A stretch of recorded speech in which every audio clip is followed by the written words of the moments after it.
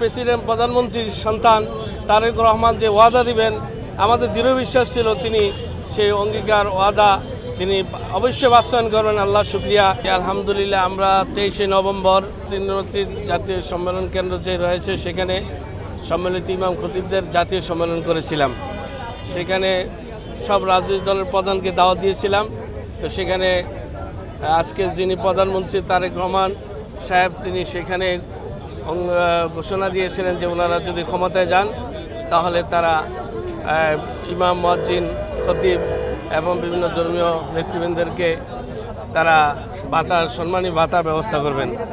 তো আমাদেরকে অনেকে অনেক কথা বলেছে, নির্বাচন আগে অনেক কথাই বলি চড়ায়, কিন্তু পরবর্তী মনে থাকে না। কিন্তু আমার একটা দৃঢ় বিশ্বাস ছিল, যার পিতা প্রেসিডেন্ট ছিলেন, শুধু প্রেসিডেন্টের মৃত্যুকালেও সবচেয়ে বড় জানাজা তার হয়েছে, জনপ্রিয় ছিলেন। তার মা ছিলেন প্রধানমন্ত্রী এবং মৃত্যুকালে বাংলাদেশের সর্বশ্রেষ্ঠ সবচেয়ে বড় জানাজা হয়েছিল। বাংলাদেশের জনগণ তাকে একটু মহব্বত ভালোবাসা দিয়েছিল। তাহলে সেই প্রেসিডেন্ট প্রধানমন্ত্রীর সন্তান তারেক রহমান যে ওয়াদা দিবেন আমাদের দৃঢ় বিশ্বাস ছিল তিনি সেই অঙ্গীকার ওয়াদা তিনি অবশ্যই বাস্তবায়ন করবেন। আল্লাহ শুকরিয়া।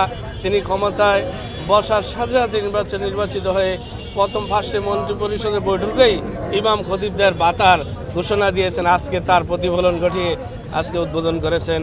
এই জন্য আমরা জনাব সম্মিলিত ইমাম খতিব পরিষদের পক্ষ থেকে জনাব তারেক রহমান সহ বিএনপি সরকারকে ধন্যবাদ জানাই এবং কাজ এগিয়ে নেওয়ার জন্য আহ্বান জানাই। আমরা তাদের পাশে আছি, সহায়তা আছি দেশ উন্নয়নের। এর আগে এই ভাতার বিষয়ে আলোচনা হয় নাই, আমরা জানি।